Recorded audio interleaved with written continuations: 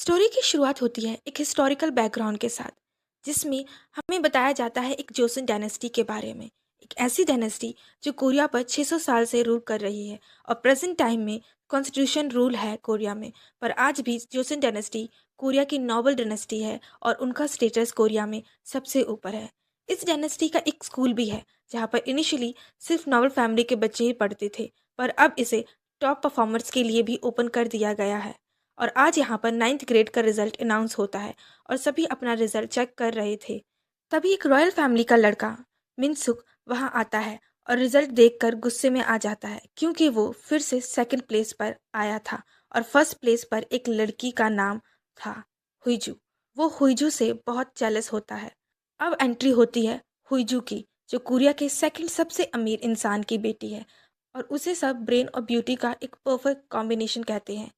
हुईजू हमेशा फर्स्ट आती है, इसलिए नॉवल फैमिली के सभी बच्चे उससे चिढ़ते हैं। पर हुईजू कोई बेचारी टाइप की लड़की नहीं है जो आसानी से किसी की सुन ले। जो भी उससे उलझता है वो उसे बहुत अच्छे से हैंडल करना जानती है। हुईजू आकर मिंसू को रोस्ट करती है और कहती है कि तुमने कहा था कि इस बार तुम फर्स्ट आओगे, पर तुम तो फिर से हार गए। मिंसू उसे इलेजिटिमेट चाइल्ड कहकर उसकी इंसल्ट करता है। हुईजू उसकी कॉलर पकड़कर बोलती है, पहले ठीक से ड्रेस पहनना तो सीख लो, फिर जीतने का सोचना, और अगर हार गए हो तो हार को एक्सेप्ट करना भी सीखो।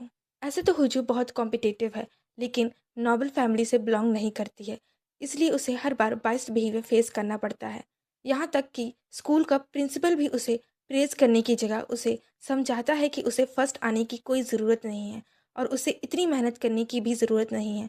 अगर तुम ऐसा करोगी तो रॉयल फैमिली के बच्चे यहाँ आना बंद कर देंगे।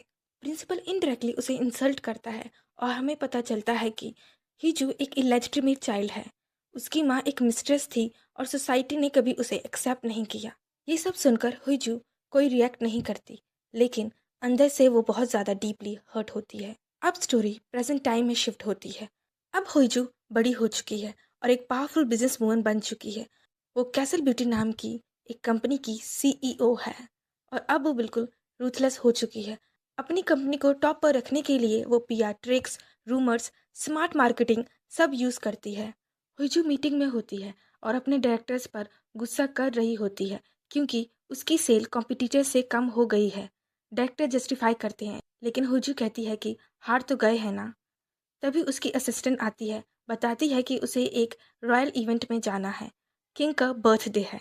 हुईजू अपने एम्प्लॉयज़ को कहती है, तैयार रहना आज रात के लिए, क्योंकि बर्थडे इवेंट को वो एक स्मार्ट मार्केटिंग अपॉर्चुनिटी बना देगी।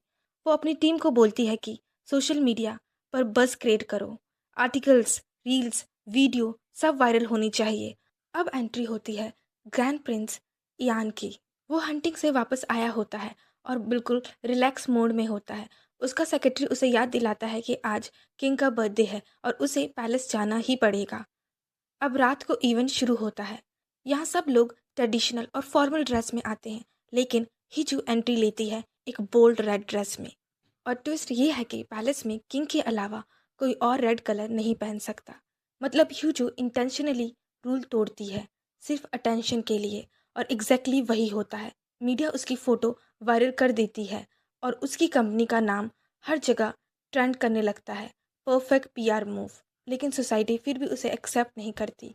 पार्टी में कुछ लेडीज़ कहती हैं कि ह्यूजू एक इलेजिटिमेट चाइल्ड है, उसकी माँ मिस्ट्रेस थी और वो कोई खानदानी लड़की नहीं है। ये सब सुनकर ह्यूजू को बहुत गुस्सा आता है। वो रिएक्ट करती है, लेकिन अपनी स्ट्रांग पर्सनैलिटी भी मेंटेन करके रखती है। फिर उसका हाफ ब्रदर उसे प्रोवोक करता है। दोनों के बीच आर्ग्यूमेंट होती है, जहाँ वो उसकी आइडेंटिटी पर अटैक करता है। जीसू भी उसे स्ट्रांग रिप्लाई देती है और क्लियरली दिखाती है कि वो किसी से पीछे हटने वाली नहीं है। अब सब लोग डिनर के लिए बैठते हैं। वहाँ हम किंग को देखते हैं, जो सिर्फ एक 8 साल का छोटा बच्चा है। उसके पास क्वीन मदर भी बैठी होती है और एक सीट खाली होती है ग्रैंड प्रिंस इयान की। थोड़ी देर बाद ग्रैंड प्रिंस इयान की एंट्री होती है, लेकिन शॉकिंग बात यह है कि वो प्रॉपर रॉयल ड्रेस में नहीं, बल्कि हंटिंग आउटफिट में ही आ जाते हैं। सब लोग शॉक हो जाते हैं। क्वीन मदर भी उससे क्वेश्चन करती है, लेकिन इयान कैजुअली रिप्लाई करता है। किंग उसे देखकर खुश हो जाते हैं। इयान एक पावरफुल पर्सनैलिटी है जो एक्चुअल में एक्टिंग किंग है। इयान रूल्स फॉलो करने वाला इंसान नहीं है। मतलब दोनों लीड्स हिजू और इयान एक जैसे हैं, रूल्स तोड़ने वाले, अपनी मर्जी से चलने वाले। ह्यूजी एक पावरफुल सेल्फ मेड वुमन है, इयान एक रिबेलियस प्रिंस। डिनर के बाद सेलिब्रेशन और फायरवर्क स्टार्ट होता है। किंग अपनी विशेस लिखते हैं, अपनी माँ के लिए, इयान के लिए और लोगों के लिए। ह्यूजी लेक के पास खड़ी होकर फायरवर्क देख रही होती है और इयान भी वहीं सेरेमनी परफॉर्म कर रहा होता है। दोनों एक दूसरे को नोटिस करते हैं। अब यहाँ पर प्राइम मिनिस्टर मिन की एंट्री होती है। हिजू और मिन दोनों एक दूसरे को पहले से जानते हैं और वो एक दूसरे से बात कर रहे होते हैं। हिजू उसकी ड्रेस को देखकर उसे टीज करती है और मिन उसे बोलता है कि मैं पैलेस में हूँ और मुझे यहाँ पर रूल्स फॉलो करने पड़ते हैं, वरना सब मेरी जान खा जाएंगे। फिर वो हिजू की तारीफ करता है और कहता है कि तुम्हारी लीडरशिप में कैसल ब्यूटी काफ़ी ग्रो कर रहा है, लेकिन साथ ही वो एक इम्पॉर्टेंट सवाल पूछता है, क्या तुमने ये रेड ड्रेस जानबूझकर पहनी है? क्योंकि पैलेस में क्लियरली रेड ड्रेस पहनना अलाउड नहीं है। हिजू बिल्कुल कैजुअली जवाब देती है, मैं कोई लॉ थोड़ी तोड़ रही हूँ। मिन उसे वॉर्न करता है कि कोई कंट्रोवर्सी हो सकती है, लेकिन तभी उसे ग्रैंड प्रिंस यान के पास बुलाया जाता है और वो वहाँ से चला जाता है। अब सीन शिफ्ट होता है ग्रैंड प्रिंस यान पर। मिन उसे ढूंढते हुए आते हैं और कहते हैं कि आप बिना बताए ऐसे कहीं मत जाया कीजिए। ग्रैंड प्रिंस मजाक में बोलते हैं, क्या तुम्हें डर है कोई मुझे मार देगा? उनकी कन्वर्सेशन सडनली एक इंटरेस्टिंग टर्न लेती है जब यान पूछता है, तुम शादी कब कर रहे हो? फिर यहाँ पर ग्रैंड प्रिंस उसे बताते हैं कि उसकी भाभी क्वीन मदर रोज़ उसके लिए रिश्तों के प्रपोजल भेज रही है और अगर मेरी शादी हो गई तो मुझे पैलेस छोड़ के जाना पड़ेगा। और क्योंकि किंग अभी सिर्फ 8 साल के हैं, वो खुद डिसीज़न नहीं ले सकते, इसलिए वो सारी रिस्पॉन्सिबिलिटी जो अब तक मैं हैंडल कर रहा था वो सब प्राइम मिनिस्टर मिन को संभालनी पड़ेगी, जैसे कि international meeting, charity events, culture duties, military ceremonies. मिन ये सब सुनकर काफ़ी डर जाता है और कहता है कि मैं ये सब हैंडल नहीं कर सकता। तभी ग्रैंड प्रिंस उसे एक स्मार्ट सोल्यूशन देते हैं, रॉयल कैबिनेट को मेरी शादी अप्रूवल करनी पड़ेगी, तो तुम अपने वोटो पावर यूज़ करके उसे रोक देना। इधर हंजू को दिखाया जाता है जो पैलेस के अंदर नेटवर्क ढूंढते ढूंढते एक रिस्ट्रिक्टेड एरिया में पहुंच जाती है, लेकिन पैलेस के आसपास नेटवर्क इंटेंशनली ब्लॉक कर दिया जाता है। तभी वहां यान आता है और वो उसे देखकर पूछता है, कौन हो तुम और यहाँ क्या कर रही हो? हिजू थोड़ी नर्वस हो जाती है और अपना नाम बताती है और कहती है कि बस वो रास्ता भटक गई थी। यान उसे क्लियरली बोलता है कि यहाँ सिर्फ रॉयल फैमिली और स्टाफ को आने की परमिशन है। फिर वो उसे एक वार्निंग देता है, अगर तुम चली गई तो मैं भूल जाऊंगा कि तुम यहाँ आई थी। हिजू थोड़ी डर जाती है और तभी यान एक लाइन बोलता है, पर मैं अपने जूनियर के लिए इतना तो कर सकता हूँ। तब हमें हिंट मिलता है कि दोनों सेम एकेडमी में थे। जैसे ही वो काउंटडाउन स्टार्ट करता है तभी एक लाउड ब्लास्ट की आवाज़ आती है। जब वो वहाँ जाता है तो देखता है कि पैलेस में आग लग चुकी है।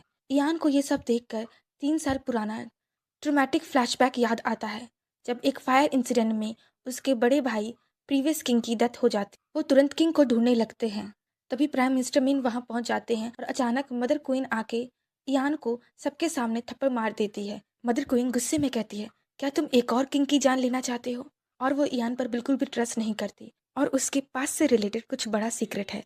तभी किंग सेफ वहां आ जाते हैं और क्वीन मदर तुरंत उसके पास चली जाती हैं और उन्हें जोर से हक कर लेती हैं। हिजू ये सब दूर से देख रही होती है। ये इंसिडेंट सबको हिला देता है। प्राइम मिनिस्टर मिन को इस आग पर गहरा शक होता है, क्योंकि सिर्फ 3 सालों में ये दूसरी बार हुआ था। पहले किंग की मौत भी ऐसे ही फायर इंसिडेंट में हुई थी।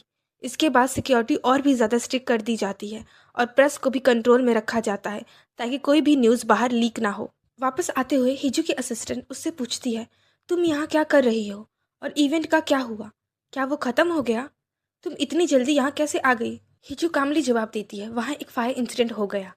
असिस्टेंट टेंशन में तुरंत पूछती है, ग्रैंड प्रिंस ठीक है ना? हिजू हल्का सा टीज करते हुए कहती है, क्या तुम उसकी फैन हो? उसके बाद कार में वो दोनों वहां से चली जाती। रास्ते में असिस्टेंट उससे फिर से पूछती है, आप ग्रैंड प्रिंस से इतनी नफरत क्यों करती हैं? हिजू थोड़ी देर चुप रहती है और फिर बोलती है, पता नहीं, बस ऐसे ही। और यहाँ पर हमें एक फ्लैशबैक दिखाया जाता है रात के समय का, जहाँ पर हिजू चोरी छिपे आर्चरी प्रैक्टिस करने के लिए ग्राउंड में घुस जाती है और तभी वहां पर यान भी होता है और वो उसे वहां देख लेता है। वो यान को देखकर भागने लगती है, तभी वो उसे रोकता है और पूछता है, तुम कौन हो, तुम्हारा क्या नाम है और तुम कौन सी ग्रेड से हो? फिर ह्यूजी उसे अपना ग्रेड बताती है। फिर यान उसे कहता है, तुम्हें पता है ना, 10th ग्रेड से नीचे वाले रात को प्रैक्टिस नहीं कर सकते, तुम रूल ब्रेक कर रही हो।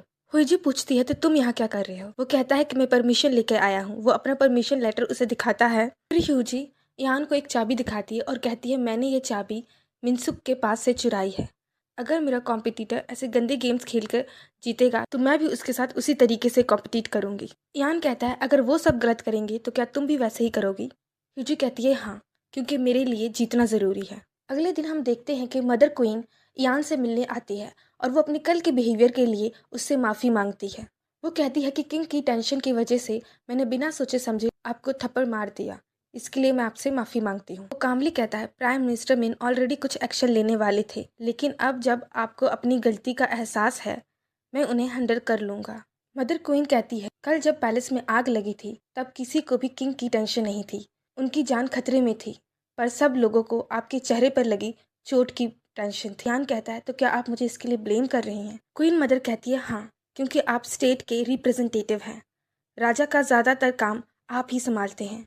यान जवाब देता है, तो क्या आप चाहती हैं कि मैं 8 साल के राजा को इतनी बड़ी जिम्मेदारी दे दूं, जो कि क्लियरली पॉसिबल नहीं है।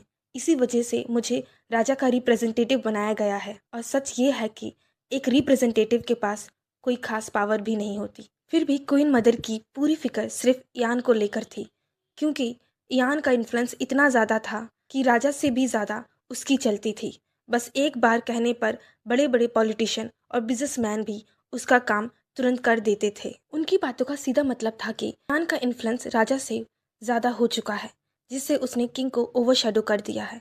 ये सुनते ही यान फ्लैशबैक में चला जाता है, बचपन का वो पल जब उसने एग्जाम में 100 आउट ऑफ 100 स्कोर किए थे, लेकिन फिर भी उसके फादर उसे प्रेस करने की बजाय उसे कहते हैं कि तुम सिर्फ ग्रैंड प्रिंस हो, क्राउन प्रिंस नहीं।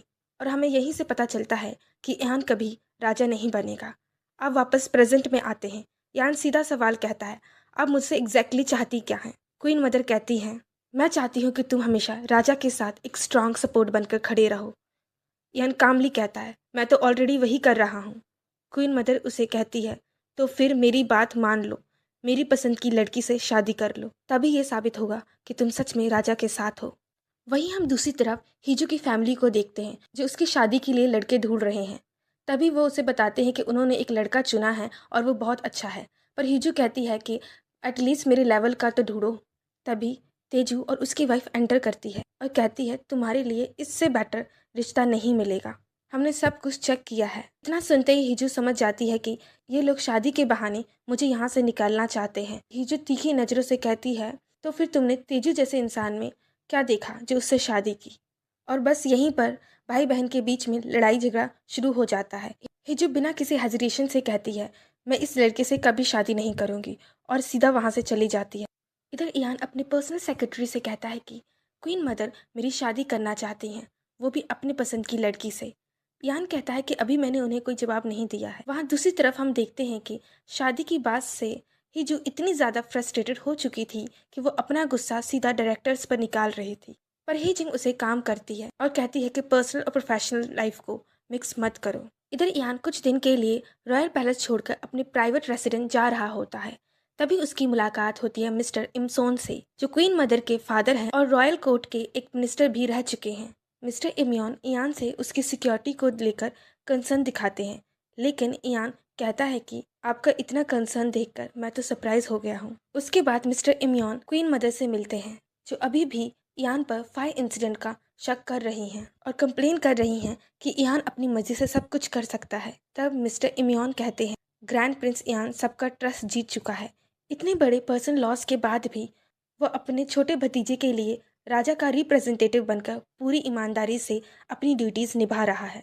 रॉयल फैमिली के वारिस को प्रोटेक्ट कर रहा है और रॉयल क्राउन को भी प्रोटेक्ट कर रहा है। इस पर क्वीन कहती है, यही तो इशू है। इधर हेजू समझ गई थी कि अगर उसने कुछ भी नहीं किया तो उसके फादर किसी भी रैंडम लड़के से उसकी शादी करवा देंगे। लेकिन प्रॉब्लम ये थी कि हेजू को अपने लेवल का कोई भी लड़का मिल नहीं रहा था, इसलिए वो हेसंग से कहती है कि पॉलिटिशियन से लेकर बिजनेसमैन सभी की मैट्रिमोनियल साइट चेक करो, लेकिन उसे कोई भी अपने लिए परफेक्ट मैच नहीं मिलता। फिर हेजू खुद से बात करती है और कहती है, मैं इतनी भी ज़्यादा डिमांड नहीं कर रही हूँ, बस कोई ऐसा हो जो मेरे स्टेटस के बराबर का हो। इतना भी कुछ इम्प्रेसिव नहीं चाहिए, सिर्फ मेरी ब्यूटी, कैपेबिलिटी और स्टैंडर्ड मैच करें। मैं कोई रॉयल फैमिली थोड़ी ना ढूंढ रही हूँ। ये बोलते ही वो रुक जाती है और तभी उसके दिमाग में एक आइडिया आता है। उधर ईयान अपने प्राइवेट रेसिडेंट में होता है, तभी ईयान उसे कुछ न्यूज़ आर्टिकल्स दिखाता है और कहता है कि कुछ रॉयल मिनिस्टर्स और पब्लिक आपको क्रिटिसाइज कर रहे हैं। बर्थडे वाले दिन जो आपने हंटिंग ड्रेस पहनी थी। यान उसकी बातों पर रिप्लाई नहीं देता और कैजुअली पूछता है उस रात के फायर इंसिडेंट के बारे में। यान कहता है अभी तक कुछ भी नहीं। उधर होजू के ऑफिस में भी यान की बातें चल रही होती हैं। सब कहते हैं कि यान किसी सेलिब्रिटी से कम नहीं है।